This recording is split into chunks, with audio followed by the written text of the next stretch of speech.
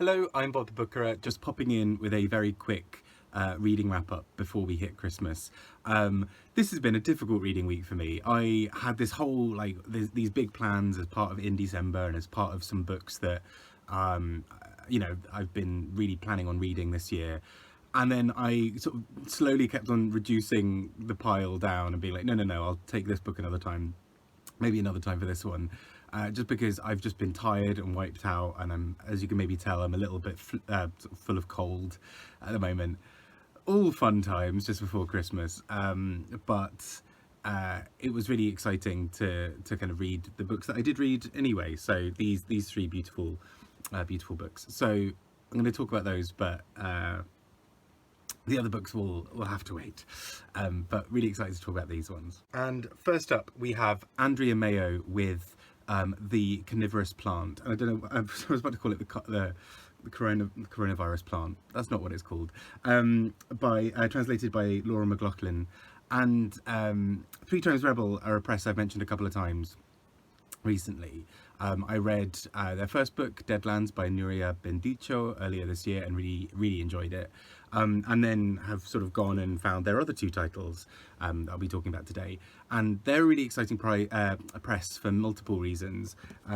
Mostly that they translate women in translation, and particularly from sort of minoritized languages. So you'll be sort of seeing with these today, there's sort of a book in Catalan and a book in Basque. And it's been a really interesting discovery to kind of come across them this year.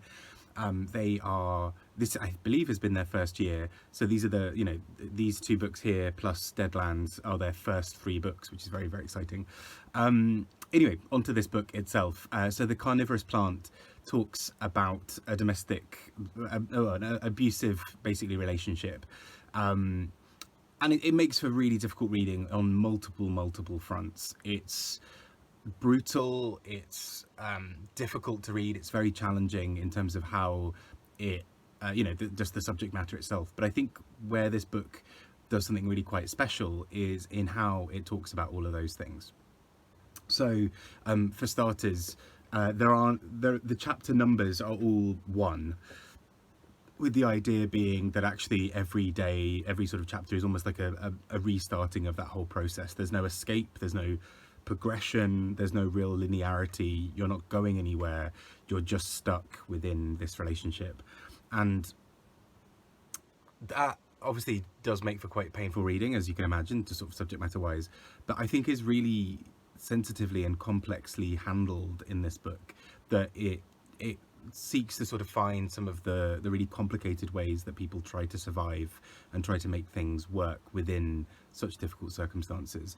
And so, for example, we have this slow reveal as well within the book of this picture, and the sort of the final picture, which I won't spoil because it actually feels like a real part of the text as well.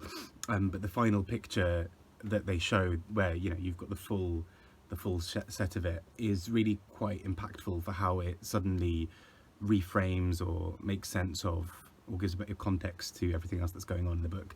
So yeah, not an easy read, but a really powerful one. And if you think you can kind of stomach that type of conversation and that type of content, I guess, then I think you'll really enjoy what this book is able to do within that. Sticking within Three Times Rebel press, we have Katixa Agirre with Mothers Don't, translated by Kristin, Addis, and apologies, I've almost definitely butchered her name. But this book also kind of, again, very, very difficult subject matter, and is really clever, I think, in how it does it. So it takes this sort of central idea of a woman who has recently had children. A sort of a child is a writer, and is finding that this sort of whole thing of almost having a room of one's own is a really complicated thing for her. She doesn't really have the time to write or the headspace or anything really. And she starts to write, one of the writing project that she's working on is a story of a woman, a real life woman within the context of the book, who had recently killed her own children. So again, difficult subject matter, obviously, but we basically watch as these two women's lives sort of overlap. That as our protagonist starts writing about this other woman, she starts to understand a little bit more about what might have been the things that potentially drove her to killing her own children.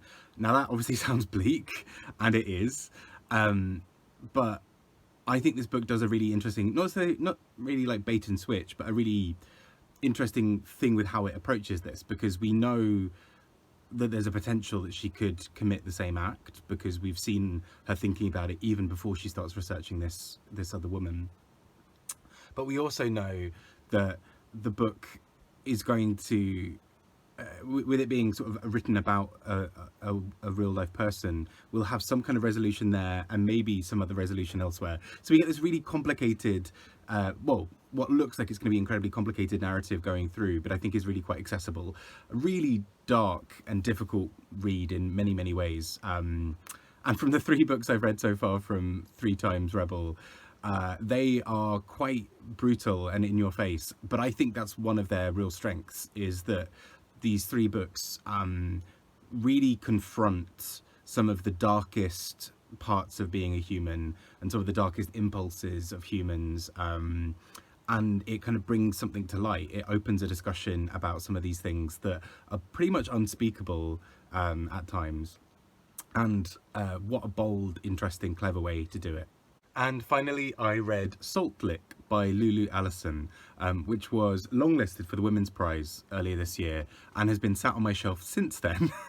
And the main idea is that we're sort of in a sort of a kind of dystopia not long after where we currently are. So this is sort of very near future dystopia, which is quite suffocating and quite difficult to read. As you can tell, this has been a really cheery week in terms of books.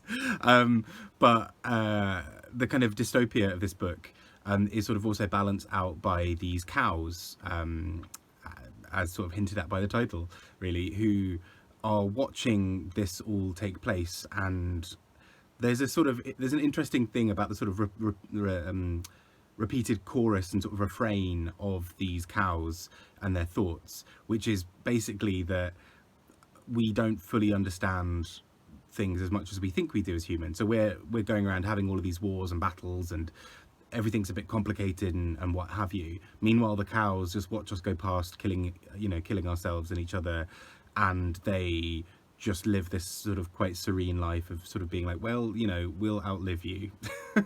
And so what's quite a bleak book in many ways is also really quite clever in how it approaches so many things. So there's a really detailed discussion within the book around people who are othered in whatever way. So people who are not white, because there's one community that's very, very white and is sort of exclusionary. There's another community that is, that same community, which is also deeply homophobic. And so you've got all these sort of ways about how, as soon as a community starts to try and make itself pure in whatever way, it also does these other untold harms to so many people, either in ways that are really overt or kind of covert throughout. So really bleak, but really quite interesting as well. And there are some really fun and light moments in amongst some of the darkness as well. So as you can tell, this has been a lovely, fun reading week full of not at all tricky subjects, but I'm really glad that I read all 3 of these. I think these are such, I don't know, I think one of the real powers of literature is to be able to go into some of the darkest thoughts and moments and ideas and excavate something, whether that's digging to the heart of what underpin some of those issues, or those thoughts or those philosophies, or whether it's taking a sort of giving the reader some kind of payoff or some kind of future that we can imagine and feel better about. And I think all 3 of these books do that very, very successfully. So I've been Bob the Booker. I won't have a weekly review out for the next week or so, because obviously it's the festive period, and I'm also going to be away looking after seemingly about 1 million cats. So long story. I'll come back sort of scratched and sort of wizened. But if I don't speak to you before, have a wonderful, wonderful holiday in time, and I will see you all in the new year. I'll have videos going in the background, but I'm going to be sort of recording a lot of them in advance, because I'll be sort of disappearing for a bit after Christmas Day. So I'll see you then. Take care and have a wonderful time. Bye bye.